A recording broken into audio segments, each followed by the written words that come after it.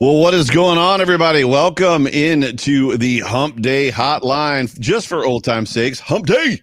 Hump Day! Hump Day! Hump Day! Gotta hump that like, Jay Spence. My What's man, up? Jay Spence.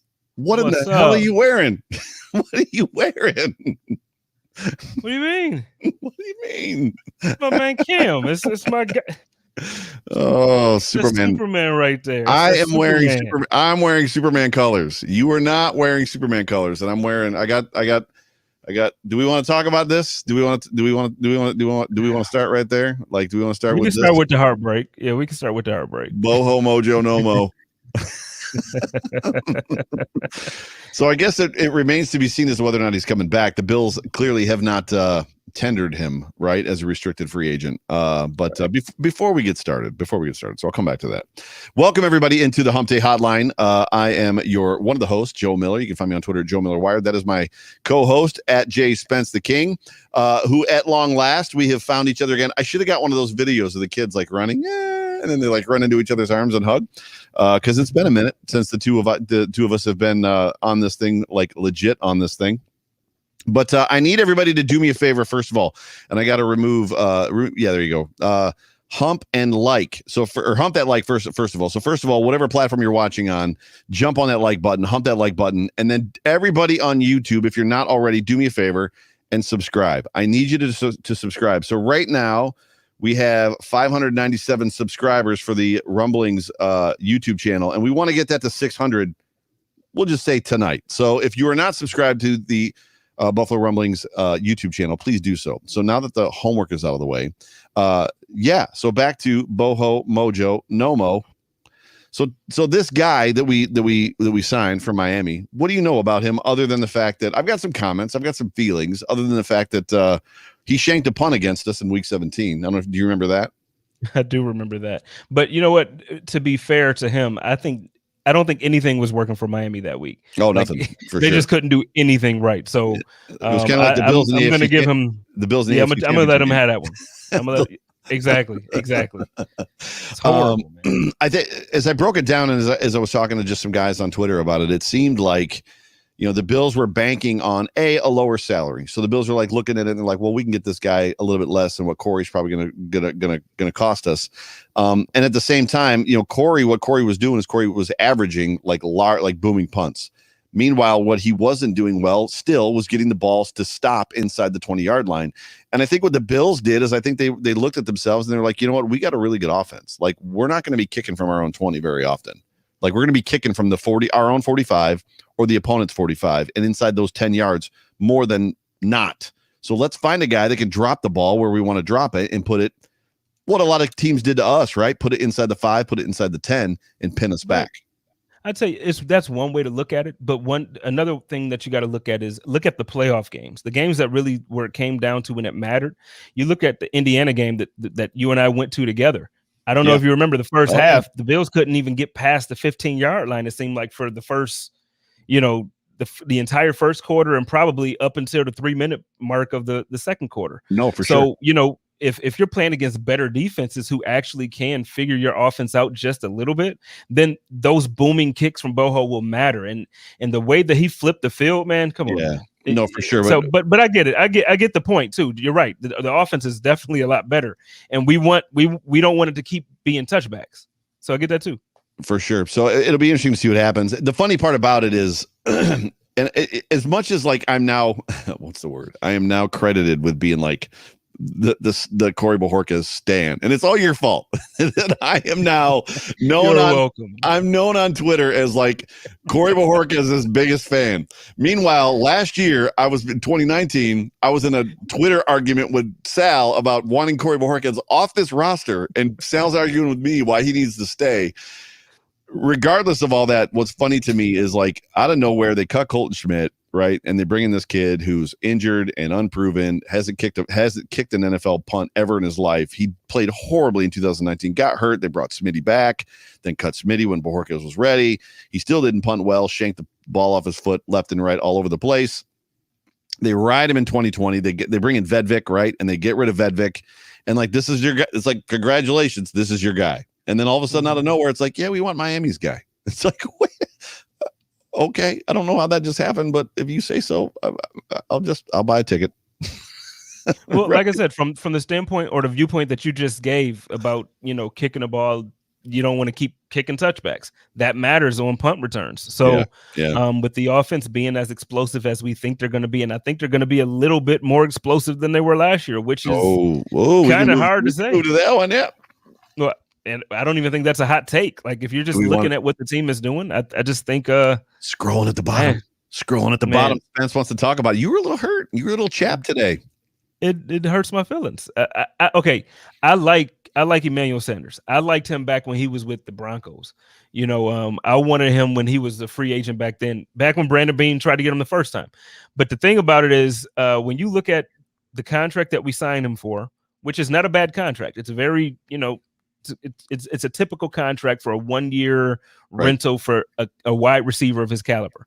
But then you look at the contract that John Brown was able to take, or that he took. And then you listen to the interview that he gave, and he's like, well, yeah, but they didn't even approach me about it. It's kind of like nobody. Now, I don't know how much we do believe or how much we don't believe. I don't whatever. What I'm saying is, well, okay, and that's fair. But what I'm saying is, if the Bills were able to get that contract, I don't know. Personally, I would be okay if we would have kept John Brown at a lesser contract. I think for me, as much as we obviously are not inside those walls, so we don't know. There'll always be speculation as to what really went down. And the Bills are never going to come out and be like, it's true, we didn't even contact him. Like, they're never going to do that. It's literally, for me, the difference between Matt Milano and John Brown is the way that the whole thing panned out. For me, they did exactly what they did with Shaq Lawson and Jordan Phillips. They said, you know what, bro, you've earned the right to go get your bag of cash. As somebody put in there about Boho, like Apex put in there about Boho, like you've earned the right to go get your bag of cash. Go get your bag of cash. Joe Marino in the house. What up, Joe? I love you too, man. I love you too, Joe. That is amazing. Where was I? That's awesome. Anyways, they said, look, and they did the same thing to Matt. They said, look, Matt, we love you, bro, and we want you on our team. However, there is no way that we're going to be able to pay you. So you're going to have to just go get your money, dude. Like, go get your money. And Matt said, no, wait. Like, what's it going to take? You tell me what it's going to take to get me to stay here, because I want to be here. And I have a feeling there's no way that they didn't just I don't think that they could have just cut John and like, that's it, bang, gone with there's no way they didn't call his agent and been like, because they've done it with everybody. They're doing it to almost every player in the team. They did it with Mitch Morse. I mean, just about everybody. Hey, we want you here. Are you interested? If they did it with Mario Addison and Vernon Butler, there's no way that they didn't do it with John Brown. Do you want to stay? My guess is his agent said no. And now what's happened? It's scrolling on the bottom. He's making a 1-year, $3.5 million with incentives. It can get to what, 5.56. I just think that he was asked. He said no. He basically called him on it, right? Called their bluff, and they were like, you're out. Well, that's a theory. Either way, he's not here. And so now we have Emmanuel Sanders, who's proven to be one of the best route runners in the league. Talk about that. He's one of those guys that pretty much he's almost a sure catch. If you throw the ball in his vicinity, he doesn't have like a huge catch radius. Like, he's not an AJ Green with long arms, or he's not Julio. But if you throw the ball in his direction, he's gonna catch that thing. So in an offense like this, where you're gonna have a quarterback who, every once in a while will have to break containment. Right. You want those guys like Cole Beasley, and you want the Emmanuel Sanders type receivers out there to go along with the Stephon Diggs to do some dangerous things. So that's why I think the offense is actually going to be a little more dangerous than we were even last year. I like that. I think for me, man, the hard part about the whole thing, and I said this on the Overreaction show on Sunday night, the live Overreaction show, we all love John Brown. Like, John Brown epitomizes who we are as Bills fans. Like, we are the consummate underdog. That's why we like guys like Fred Jackson. That's why we like Ryan Fitzpatrick. We don't like the superstar. We like Stephon Diggs right now, but as soon as Stephon Diggs shows one sign of being a headache, Bills Mafia will turn on him. But we love the underdog. That's who we love. And John Brown is that guy that came in as a third, like a number 3 wide receiver, and then like showed us that he could run the whole route tree. And it turned into like, oh my gosh, like, we love John Brown. He's one of us. I love John Brown, but Emmanuel Sanders, let's just be honest with ourselves, is a better wide receiver than John Brown. He's a better wide receiver. I love John Brown, but Emmanuel Sanders, people draft Emmanuel Sanders in fantasy drafts. They don't really draft John Brown in fantasy drafts, right? I mean, Emmanuel Sanders is a good wide receiver. I think you're disrespecting John Brown because he's gone. People draft, they definitely draft John Brown. And John Brown is a very good receiver. I don't think that he's like a superstar, but I'm not going to go out there and say that Emmanuel Sanders is that much better than John Brown. John Brown is a very good receiver. Sorry, I was retweeting us. John Brown is a great wide receiver. I'm not saying that he's not. I'm saying he's more of an underdog. Like he was a number 3 for the first 5-6 years of his life until he got to Buffalo. Emmanuel Sanders has been a number 1 until now. Well, last year. He wasn't a number 1 last year because Michael Thomas was on his football team, right? I'm not trying to disrespect. I'm not trying to disrespect. No, John Brown. I mean now it was even more so. I was just even thinking to see if he was the number 1. I don't think I remember him being like a true number 1 guy. He's always had somebody opposite of him who is that guy. He's been the second. And Brian is 100% right. You know, when you got Stephon Diggs, who's probably right now, he's probably the best route runner in the league right now. Then you have Beasley, and then you're throwing in. This is just going to be disgusting, man. This is going to be fun to watch. I'm excited. I'm excited to see how whatever progression that we're going to get from Josh now with these receivers, dude. I'm hyped.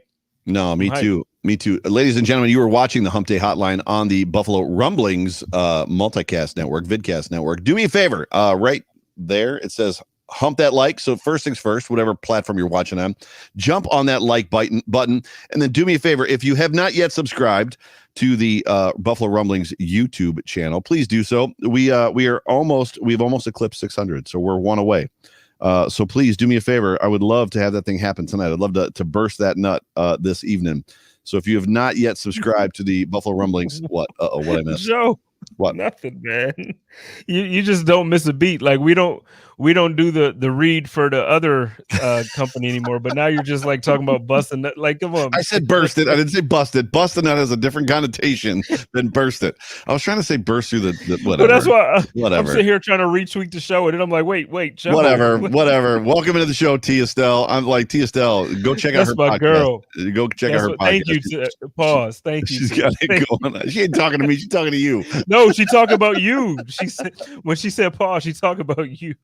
Oh, the best part about it is this is on my own personal Facebook page, and my mom's watching. I'm sure. So, yeah. anyways, but thanks for calling me out. Hey, we're at 6:02. We've done it, ladies and gentlemen. We can log off for the night.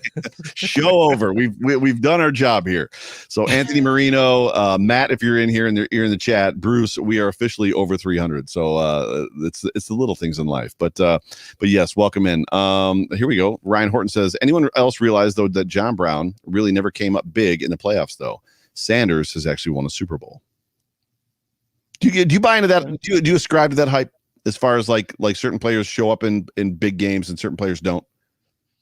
No. I think that I think that Emmanuel Sanders just had the opportunity to play in the Super Bowl with Peyton Manning. So I just think that it was that year that he got to play with Peyton. I don't think that means that he's a better, if that's the case when we're talking in the NBA. So what? Robert Horry is better than Dwayne Wade? No.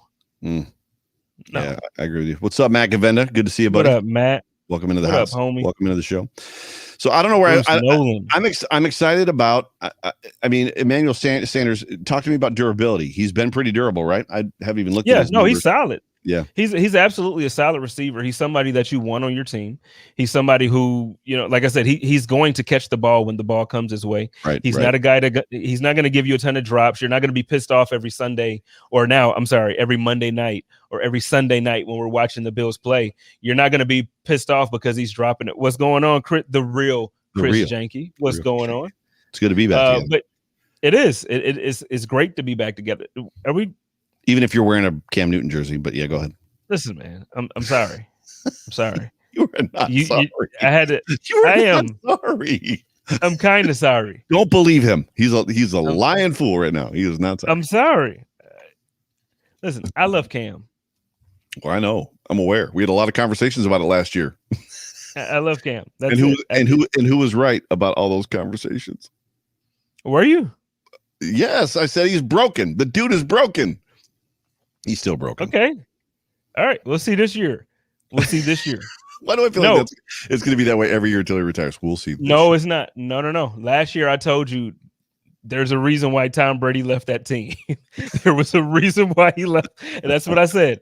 They spent some money this year. Now, if Cam looks, and now I give you the honest to God truth, his arm didn't look like Cam. Like he was thrown into the dirt. So I'm not taking up for him by any means. He has a lot to prove this year, a ton to prove. Yeah. But if he comes out and he doesn't look good this year, I'll give it to you all day. Gotcha. The best thing about this show is you can comment at us, and because we don't have super chats enabled at this point because our subscriber base isn't so long, everything is free. Everything is free at Buffalo Rumblings. So Chris Janke asks you, hey, Spence, how do you feel about the moves New England has made? That was actually one of our topics of discussion for tonight. So talk about it, Spence. Well, I think that and I tweeted this, and I kind of got beat up a little bit on there about this, but I don't think that they're immediately contenders. I don't think that the moves that they made moved the needle enough for us to be afraid by any means. I like we just said, I think Cam Newton has to show us some things this season for us to think that they're going to be any type of contender on any level. But then even after that, you got some guys that they improved. They improved on both sides of the ball. You got guys opting back in. So on top of the opt-ins, now you're getting a pass rush. That's a direct response to Josh Allen running across the field. That's a direct response. That is exactly what that signing is.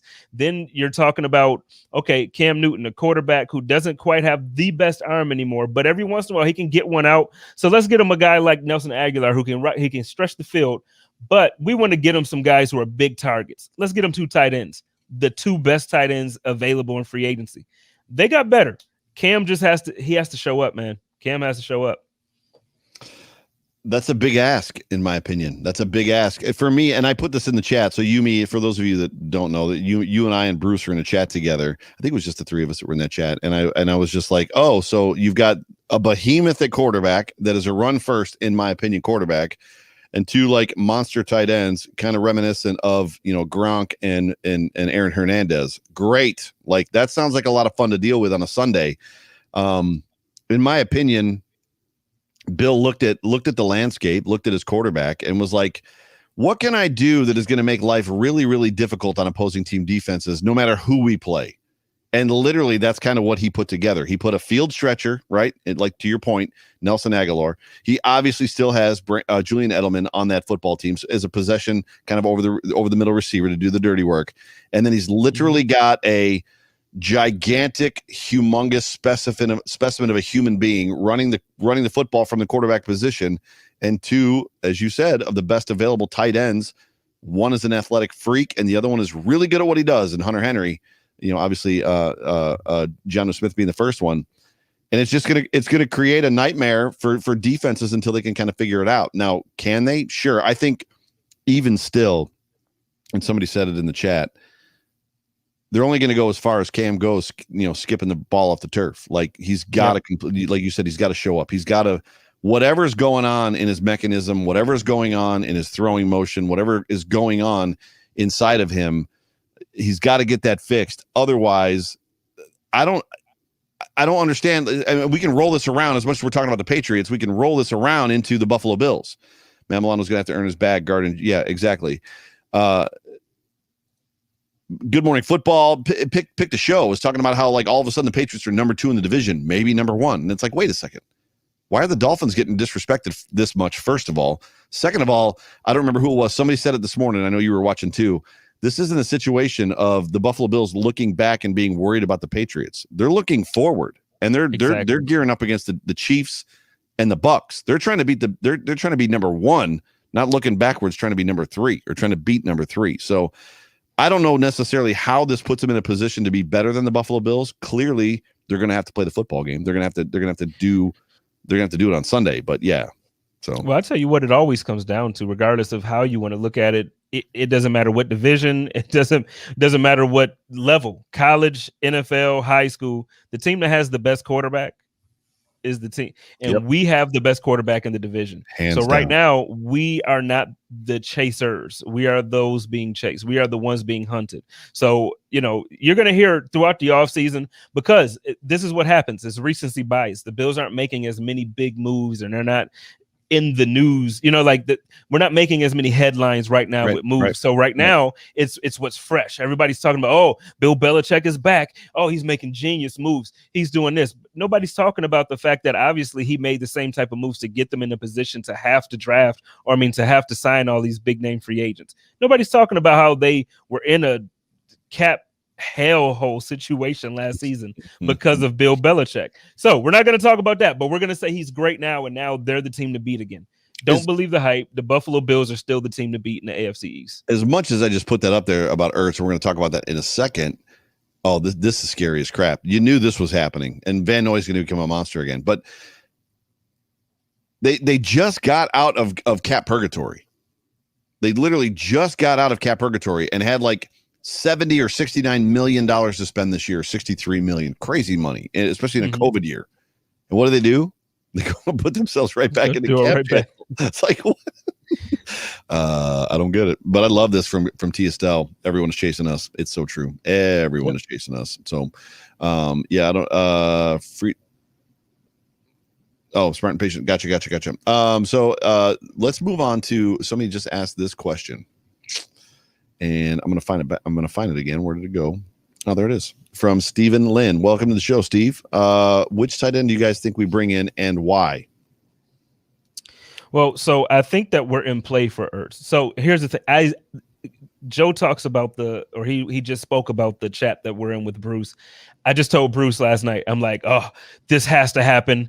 I think like this is going to happen. I'm not going to say exactly what was said, but but I said, we're this is what I want to happen. But realistically, after all of the moves that have been made so far, what I really think, I think the Bills should go and look at the guy that just left out of New Orleans.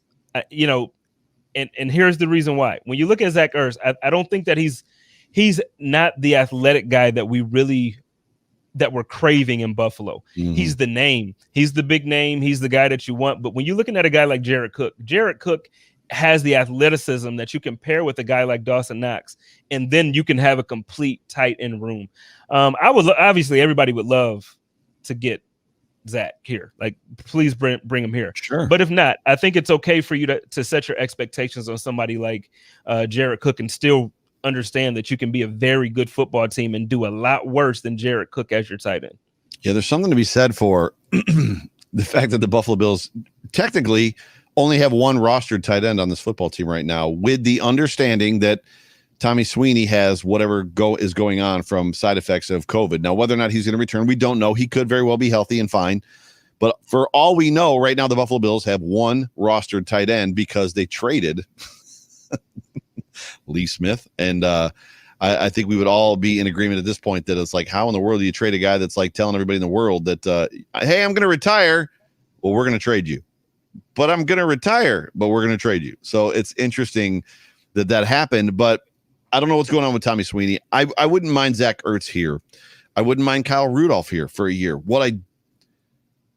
You're sending a definite signal. And not that I'm worried about feelings, but I think there's a lot of potential even still in Dawson Knox. And I know you share sentiment that I share about Dawson Knox, that we both love that kid. And like, we both have high hopes for him and high expectations for him. And when you look at like what he was in college, he was a quarterback in college. He was not a tight end, or in high school. He was a tight end in college, did not catch a lot of balls in college, but he's fast. He's big. He's athletic. If they can work the bugs out of him, there's a great deal of potential that he has. I'm not saying he's going to achieve it. I'm just saying he has great potential. What my concern is they would go get a Jonnu Smith, or they would go get a Hunter Henry or somebody like that and basically signal to Dawson it's over. Right? Like, the experiment's over. I like the idea of going and getting somebody, as much as they love to have a veteran in the room. I like the idea of going and getting somebody that can maybe be a veteran and actually be productive and show him how to find the spots to settle into and teach him the nuances of catching the ball before the funny thing about Dawson Knox is he catches the hard passes and drops the easy ones, which makes zero sense, But I like Dawson Knox. I mean, what are they going to do? They might end up drafting. You were resolved today in the chat that the Bills were going running back at 30. I'll be excited if ETN is there. If Najee Harris is there, yes. If anybody else is there, no. They might end up going tight end at 30, which I don't know that that's great draft value at that point either. Like, right? So they re-signed Levi Wallace. We know that. Who's this Javonte? I don't watch much college, so I'm being honest about that. If you're asking me, Javonte guy from North Carolina. So I'm hearing. So I'm just saying. I'm hearing that he should be considered as RB1. So if he's available at 30, I'm still okay taking a certain. You know, like I like our running backs. I like our running backs, and I don't think that we have to go running back at 30. I was actually thinking cornerback too. I'm thinking that we're going cornerback. Yeah, Javonte Williams, Bruce. Thank you, Bruce. I was thinking cornerback, but you know, we bring Levi Wallace back today, which, you know, some Bills fans will love it, some Bills fans will hate it. I think the continuity would be a good thing. You know, we're coming back with pretty much, I want to say like 95% of our roster from this past season. Right. So I think you can do a lot worse than Levi. 20 of 22 starters have re-signed. 20 or now 21 of 22 starters have re-signed with Levi Wallace. Here is what I want to pose, and I want to pose it to you, and I want to pose it to the Mafia in the chat, and I want to pose it to Bruce. And the problem that I have is what he just said. Javonte Williams is an RB1. I don't believe that either of our two guys are RB1s. I like both of our guys. I love Devin Singletary. I like Zach Moss. I like Devin Singletary a little more than I like Zach Moss. You and I have talked about it offline. We've talked about it online. Mm-hmm.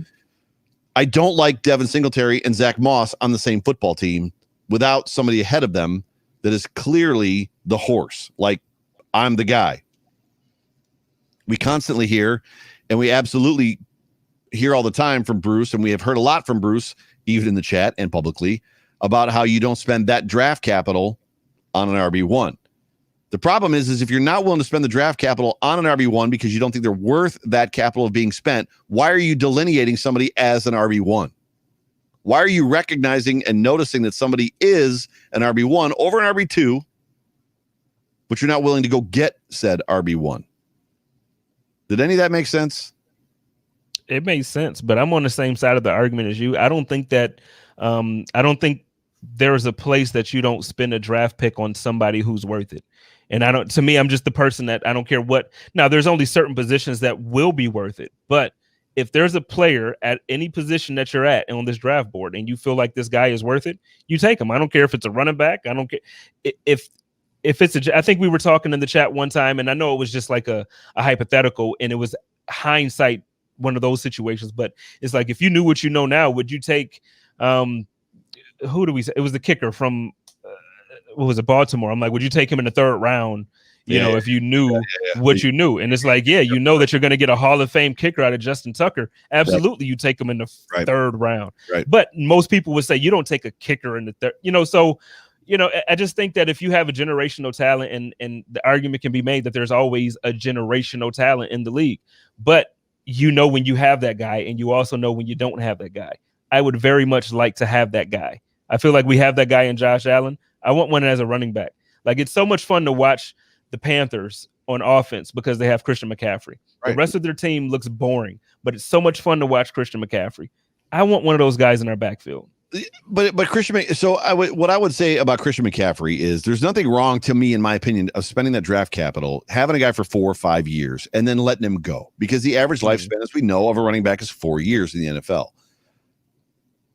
I'm not talking about keeping a guy around forever, right? And paying him $20 million or $18 million a year, like re-upping Zeke. I don't know that that's necessarily what I'm talking about.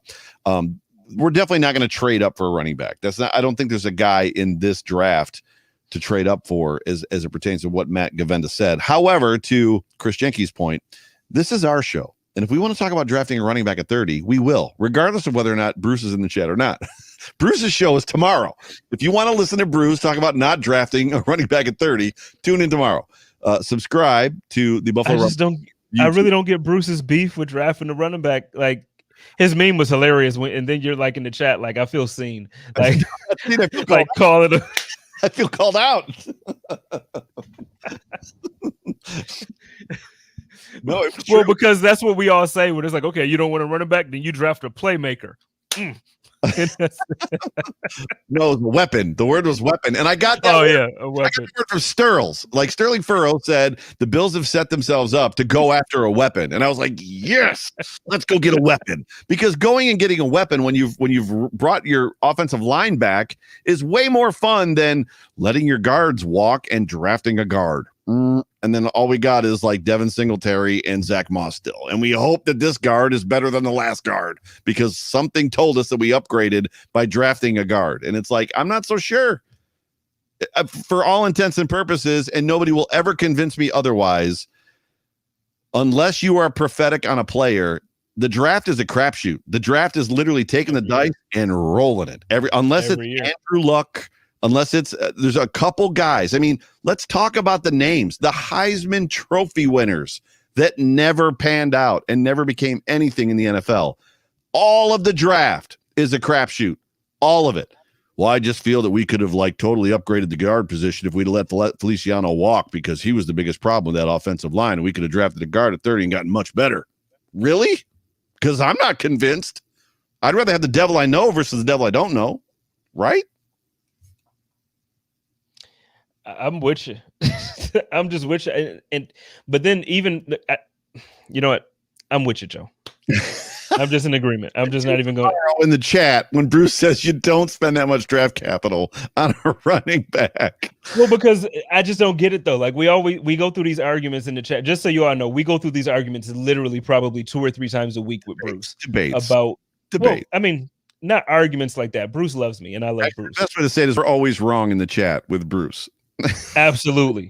100%. That's why last week on the show I felt smarter because Bruce agreed. Like I made my notes, I watched film, and I had my own. Like I came up to my own conclusion. And when we did the show, Bruce was like, "Oh, that's what I have," and I was like, "Oh, I'm smart today." I'm never this smart. This isn't. But the thing is, though, I don't understand what is gripe with drafting a running back is when you look at what this team needs when you're talking about on offense. I know we can look at. I feel like I don't have the chance to defend myself here. We were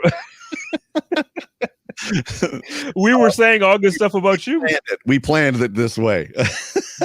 But he wins. I don't feel like there's nothing for him to defend if he's the winner all the time. This is our show, Bruce. This is our show. Deal with it, buddy. Deal with it. But no, I just feel like, when you look at this offense, we have what we need in receiver. We have our receiver. We have our quarterback. And even it's not even, I feel like you have to get to the point where you have to look at it position less. Like we need another playmaker. We really need a playmaker on offense to really come and oh, Bruce. I love you, Bruce. I promise I do. That's so funny. Maybe it's because you're yelling. You're always yelling at people. Stop yelling. Take your caps off, man. Take your caps off. Even though our whole entire screen that I created is all caps. Like Hump Day Hotline. Hump Day, like and subscribe. Before we move on from the running back conversation, though, Joey says get a big back guy to have someone else. If we get that guy, a.k.a. RB1, you would think you have to feed him. That's not our offense now. I agree with you, but I disagree. I feel like an RB1, we don't have to look at it in a sense of running the ball more. We can run the ball the same amount of times that we ran the ball this entire last season. We just have to be more effective at it. Yeah. We have to be able to hit the holes better. There are plays that if you watch Devin Singletary, he clearly had a step or 2 or 3 on people, but because he just doesn't have that breakaway speed, the play didn't develop like we needed it to develop. So I agree with you. Like you don't want the traditional sense of an RB1, but I'm gonna tell you what, you put a Christian McCaffrey in this type of offense, a guy who can catch out the backfield, a guy who can motion out and line up like a receiver and run up in the slot or whatever. You get a guy like that in this offense with Josh Allen, Stephon Diggs, Cole Beasley, and now Emmanuel Sanders and Gabriel Davis. What you gonna do, man? We're gonna score 50 points a game. There's a balance here that is odd to me. And as much as the Bills have holes, they've got tight end hole, and they've got a CB2 hole, and they've got a potential linebacker hole, and some stuff like that in some other places. And I'm in agreement. I'm not going to go into every. If we're top 10, I'm not drafting a running back, right? But at 30, when our offensive line is set, our wide receiver core is stacked. We've got a top 3 quarterback in the NFL. even from a best player available standpoint, are you telling me that at no point in time is a running back the best player available? What if the board says that the best player left is that guy? How do you not go get that guy? I'm taking him. But even at that, what started this conversation and what makes Bruce feel like we're attacking him is his delineation. Bruce, it was your mistake of saying that one dude, Levante, is an RB1. If you're going to designate a guy an RB1 over an RB2, that means he is better. If he is better, that means he's better. If he's an RB1, he's better than the two guys we got, which means our team just got better. And that's what the point of the draft is, in my opinion, right? We got to go get better. There was a comment up there I wanted to throw up. Chris Jenke. The biggest problem with their offensive line is we didn't have our top 5 starters altogether. This is a big point. The fact that this line that we're going to roll out there, and Ike Bucker also signed his tender, or they either tendered him or he signed his tender. I'm not sure. We were constantly swapping out players, finding which combo worked best. Couple things. Number one, yes, this offensive line, as we know it, Dawkins, Ford, Morse, and then Feliciano and Williams has not played one snap together ever, and that's a pretty good formidable front. I have been on the side of John Fina, which was that the scheme has been the problem, that they're trying to run a wide zone with guys that can't necessarily run a wide zone, and they got running backs that can't necessarily run a wide zone, versus fixing the scheme to the guys you have. Now, Steve Tasker was in an interview. The best running back. So you feel he's the best guy there.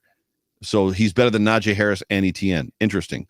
So ETN would be RB2 and Najee Harris RB3. Anyways, Tasker was in an interview, and Tasker didn't play offensive line, but he said the guy was the fat guys up front, or the problem was the fat guys up front. And I just don't ascribe to that theory. I think the problem is Dable decided he wanted to run a certain type of offensive running scheme. Didn't fit our guys. He had a bunch of injuries. They brought in Brian Winters. Who knows why they did that? And it just didn't work out. Mookie had a great comment on your show with him. Like when Mookie was talking about, because you pressed him on Quentin and why Quentin Spain wasn't here anymore. And it was just basically the type of running style that they wanted to run, the scheme that they wanted to play didn't fit Quentin. It didn't fit any of them, which is what's crazy to me. So why not fit us? And I think they will. I think they're going to keep these guys, and I think they're going to work the scheme to the players they have, because they're good pass blockers. None of us are going to say that they're not good pass blockers, which right now is what, 80-20? When you talk about like in percentage of importance, the offense. What's more important? Is it more important to pass block or run block? We have Josh Allen, way more pass block. Like, let's pass block, period, right? It's Peyton Manning, it's Tom Brady, it's pick up quarterback that slings the football, Drew Brees. Like, you don't want a run blocking offensive line that can't pass block. If you got Drew Brees is going to get crushed. So anyways, all that to just say, if you've got the luxury, and I think the Bills do. Now, if you're telling me that a generational talent is there at 30 at cornerback 2, at defensive end, or at linebacker, and you take running back, I might be a little upset, right? Right? Maybe. Well, yeah, because generational talent means that the generational talent is the best player available. Right. So you should take the best player available. There it is. So if the best guy left is a running back, and you were set up to basically like bring that dude home, like come on in, and we're gonna make you a superstar. Why not do it? Let's do it. Let's do it. Right. Right. So yeah. So Chris Jenke says, how do you guys feel about potentially signing Cordero Patterson? He can solve a bunch of issues. It can be a gadget guy and replace Roberts as a return guy. He can also play. I was just going to say he can also play running back. Yeah, no. I mean, I get the ideal of it. I'm saying no as a content creator because I'm trying to save myself for the rest of the year from arguing with people about gadget players and why it is or isn't important to have somebody in the offense. Let's just have a normal offense, please, this year. Can we just have like everybody to do like normal jobs? Please. It's valid. Please. It's valid. My brother from another mother with that, then Mac Jones and Tua shouldn't be considered as high as they were because they had NFL offense they had an NFL offense at their disposal. What do you mean by that? Yeah, I think is this the debate with him and Bruce or something, or what's going on here? Am I throwing up a comment that it doesn't relate to us? I don't know. Sorry. Stephen Lynn says, at 30, we'll be able to get one of the top 3 running backs on the board. The only position we might be able to say that will be offensive guard. I don't know what the beef is. It was like overnight, all of a sudden, every offensive line woe that we had was John Feliciano. Did you pick up on that vibe? Bills Mafia was either super happy, Like, woohoo, we got John Feliciano. Or they were like, oh my God, he's the worst. And it's like, no, luckily I didn't pay attention to Twitter last night. Like, luckily. It's like time out. We got Ike Butker on this football team and Cody Ford, who haven't proven anything, either of them. One thing I know about John Feliciano, when he comes into the game, the offensive line plays better. Like, this is the guy that you're mad at? Like, you're not mad at anybody else? So, I don't know, man. It is what it is. What's next? I don't know. We got good stuff. What's up, Triggs? Good to see you in the chat. What do you think of the idea of the Bills should trade for Daniel Hunter? To be honest, I don't have an opinion, and that's just the honest to God truth. Obviously, Daniel Hunter is a name that everybody pretty much knows at this point, but I'm not as familiar as I would want to be to make a comment. I'm probably in the same boat. There's probably people in the chat that do. So if there's anybody in the chat that has an idea of what they feel about Daniel Hunter, I'd like to know too, because for me, it's just not where my head is at. We probably can talk for a minute on Levi Wallace, right? We probably need to talk about Levi Wallace. Mm-hmm. As far as him coming back, what that means. Levi Wallace, he's a pass catcher tackler, right? Is what he is. He's a pass catcher tackler. So he tackles the guy that catches the pass. The nice part, and I don't remember who said it, it might have been Bruce, that we at least now know what the floor is for CB2. Like, if Dane Jackson does not pan out, whoever they draft does not pan out, we at least know what the floor is at cornerback 2, which basically means that they're going to be targeting Levi Wallace the entire football game again. I love the sentiments that Levi Wallace told Mike Garofalo, or at least that Mike Garofalo heard, that he didn't even listen to counter offers. His only desire was to come back to Buffalo, to be back in Buffalo. So it was basically, this is where I want to be, make it, get it done, which is, again, second, third guy that's taking a hometown discount, which is, you and I spent an entire 2020 season telling people that these players don't take hometown discounts. Meanwhile, here we are. And they did. And they did. We're taking hometown discounts. Everybody on the damn team took a hometown discount. Every single player. Pretty much everybody was resigned. Even those that restructured, like, everybody's doing whatever they got to do to keep the nucleus together. So, yeah. So I don't know. You got thoughts about Levi Wallace? To me, it's bittersweet in a way. I'm a fan of Levi. I love Levi. I was hoping to improve in that area. I kind of feel like the team is gonna. I just don't feel like they're gonna focus on that position, which is, to me, it's sad. It's sad. I really was hoping that we would either draft or look. So, there's a couple guys out right now in free agency with the way everybody's being cut and let go. There's some guys out there that you could definitely. But I also understand the cap situation, but man, I would have loved to improve in that cornerback too. Yeah, well, when you're talking about, guys that are still out there, Carlos Dunlap's still out there, right? And obviously, when you're talking about Daniel Hunter versus a guy like Carlos Dunlap, I'm taking a 1-year flyer on Carlos Dunlap. He was a nightmare for the Bills in that Seahawks game, right? It was not fun to play against him. So give me a guy. If you're bringing Starr back, which Starr has said he is intending to play, which I'm not sure he can opt out one more time. If he's intending to play, and he's going to pick up all that double team, and it's going to free up Ed Oliver to play his natural position, and you're going to give me Jerry Hughes on one side and Carlos Dunlap on the other. I like the way that looks. And then if we can do whatever we got to do to get freaking Tremaine Edmonds running wild and free, let's do more of that, right? So I think Tremaine is going to surprise some people this year, man. I'm excited for Tremaine. I am. I think last season the injury it really stunted what he was going to do, and I think this season. I know there's been some hate, some rumblings out there like, well, he's should be a different position. They should put him at outside linebacker or whatever. Listen, I think he's about to, that quote that he had when he's about to prove some people wrong or whatever it was, I'm about to shut some people up. Right. I think that's about to happen. Yeah. I don't know what happened, but we literally went from 606 subscribers to 600. So somehow in our conversation, maybe it's your Cam jersey, we lost 6 subscribers. What's underneath that thing, Superman? It's tight now, man. Like, it is definitely not tight. You can take that thing off. It's tight. Why do you guys hate Cam so much? Like, why do you want me to take my Cam jersey off? This is a Buffalo Bills alternative content show. One of us is wearing a Corey Bojorquez jersey, and one of us is wearing a Cam Newton jersey, and one of us in this room lost a bet, and it wasn't you. It wasn't me. And it wasn't you. And you would think that it was me. I'm the guy that lost the bet. Here it is. He was trashing Corey last offseason. He was trashing him.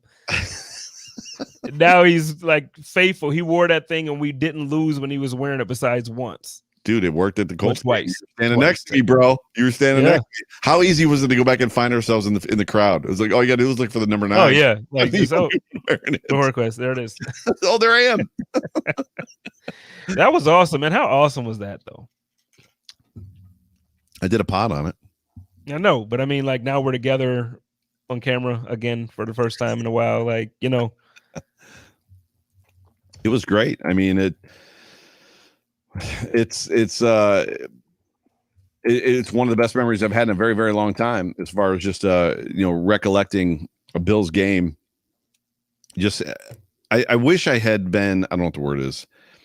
I almost wish it would have been a blowout. I wish it would have been more like the Ravens game. Like the Ravens game had like a ton of, like, as much like the highlight of that football game for us, outside of Stephon Diggs's deep ball that he caught for a touchdown, was literally, I didn't see that. What was it? A fun story. You can get a Boho customer, but I can't customer. He can't get an Eric Moe jersey. Hey, yes, Andrew.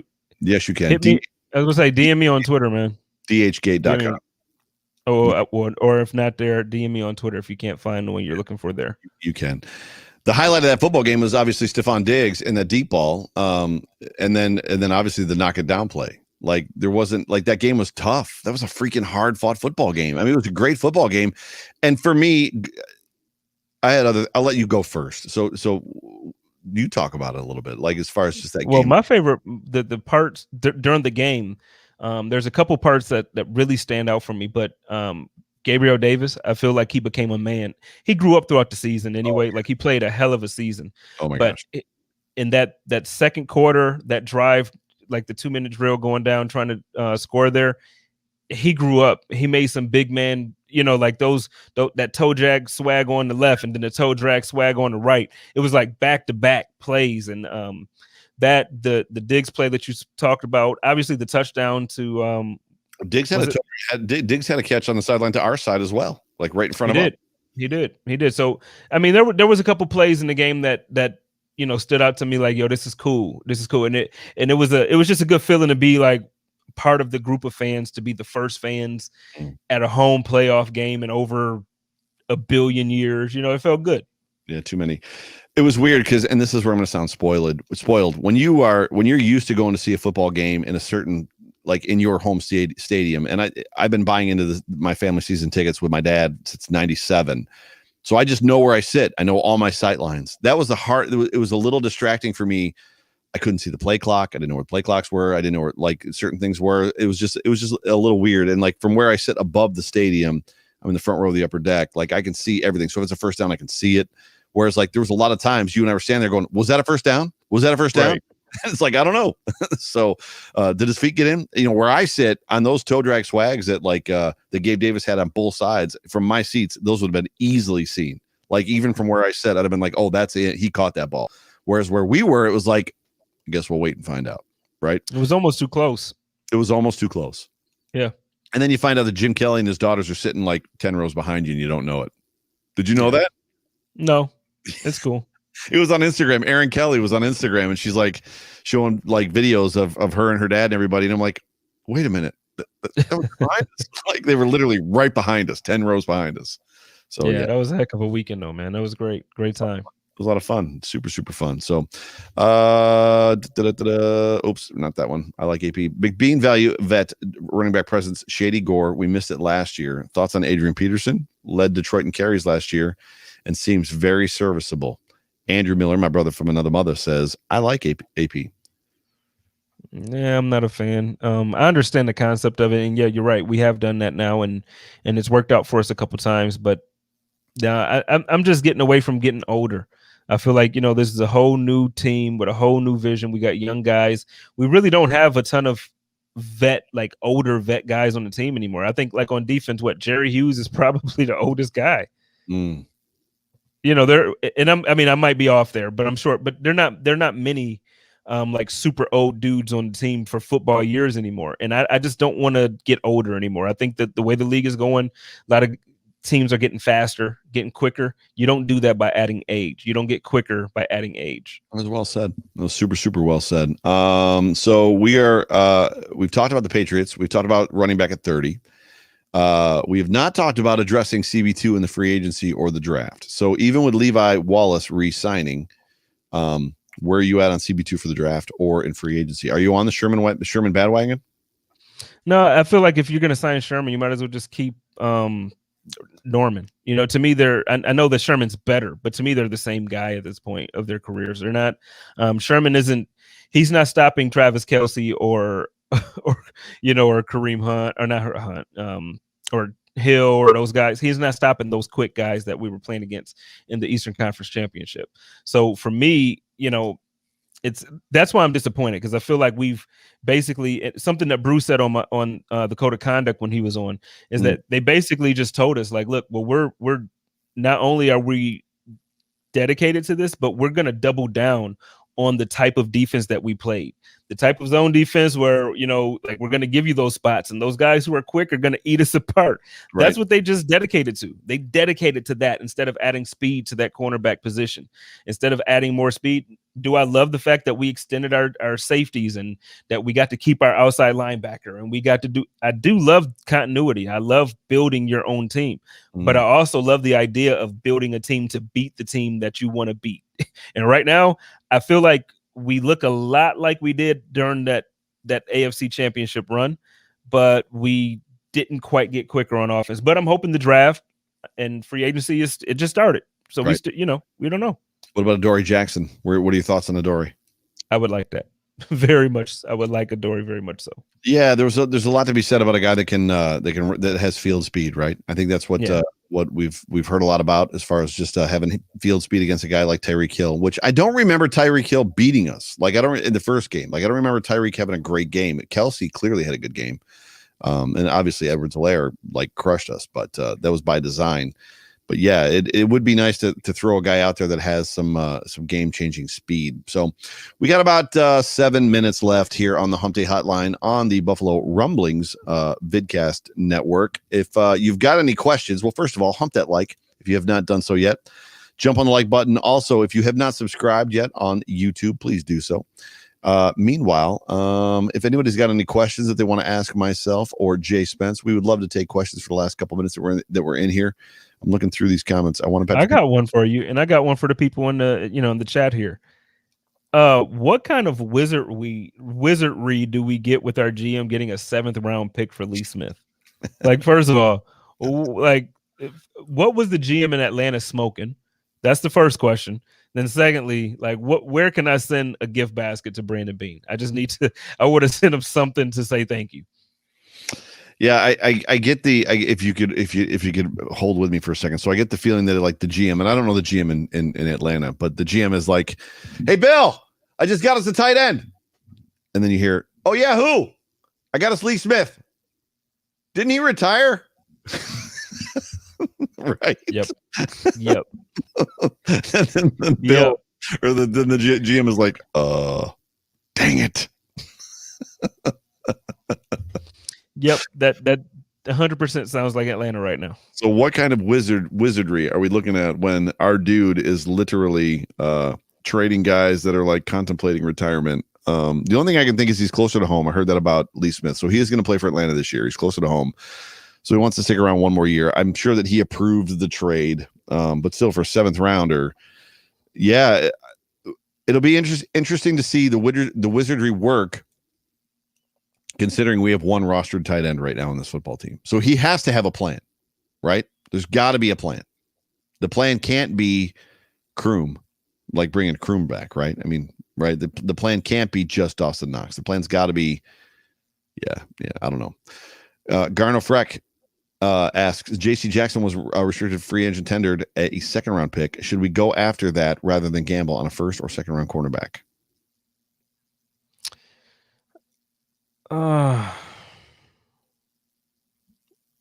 No. I don't know. I don't know if we can afford it. I don't know that we can afford it. Yeah, and that's why I'm saying no, just based 100% on whether or not we can afford that. I don't think we can afford that. Right. Yeah, yes. No, Brandon Beane has been amazing the entire time we've had him. He's had a couple misses. You know, he had a couple that we let go. Dude, we shouldn't have let go. First of all, there's nobody perfect. Second of all, Scott Pioli was heralded and like marched out of New England on a chariot because he was like the greatest GM who ever lived because he drafted Tom Brady in the 6th round and then did crap after that. And now he's like a columnist or he's like a contributor on NFL Network. Like Brandon Beane missing on a couple guys to me isn't a problem, especially with guys that he knows. There's an aspect of it. We would do it if you got a job tomorrow. If you and I started, or if I had a business and I was a business owner and I hired you to be my GM doing whatever, you're going to bring in some guys. If you have the opportunity, hey, Spence, like, you know, I'm thinking about taking a move. Like, yeah. And you're gonna be like, you know what, John, I know you. Why don't you come over here? And like, I'm comfortable with you. I know that you're not going to like undermine me. You're not going to betray me. You're not like, there's an aspect of like, I know who you are. I drafted you. Come on over. Let's see what happens. And it doesn't pan out. I'm as tired as everybody else of the Panthers train to Buffalo, but I get it. I understand it. And I don't expect them to be perfect. The most unforgivable thing that they've done was like go and get freaking Kelvin Benjamin, in my opinion. But that was horrible. Yeah. Allison Eisenhower, welcome to the show, Allie. It's good to see you. The only time you can get James back to Buffalo is in winter. Is if the Bills are in the playoffs. That's a fact. It's too cold, man. It's too cold, man. The dude was complaining 5 minutes before showtime about the sun shining through his window and it being 55 degrees outside. It's cold. And he's wearing a Cam Newton jersey. And he's wearing a Cam Newton jersey. Tia still asks Eric Stocks, CB2 rookie. Do you know anything about Eric Stocks? I do not. I don't. Is Bruce still in the? Is Bruce still in the chat? I refer to Bruce or Joe Marino. I don't know if Joe Marino's around too. I do not know who that is. So those of you that know college prospects, you've got one up on me. So I'm about what happens on Sunday from the couch. Right. That's kind of like what my shtick is. I'm not a Saturday guy. I'm not a Saturday college football guy, especially this last year. It was too up and down even really with the NFL, it was so up and down with COVID. You didn't know quite what was happening. Games were being canceled with college. So I didn't get invested enough to really keep up with guys. Right. Me too. So let's do this. Let's wrap this thing up. It's we've been on this thing for about 58 minutes. So do me a favor there, Jay Spence. Tell everybody what you got going on here at Buffalo Rumblings. Man, we just obviously you're here with us tonight, back and reunited, and it feels so good for the Hump Day Hotline on Wednesday nights with my homie, with my bestie. You know how that go.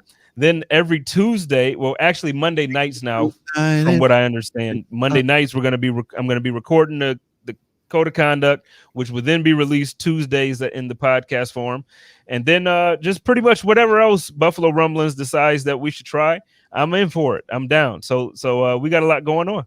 Yeah, sweet. So here's what's up. So like we're trying to grow this thing. So it is amazingly cool to be doing this thing with Jay Spence. It's amazingly cool to kind of be stretching ourselves, as he just said, just as far as doing our podcast live on YouTube.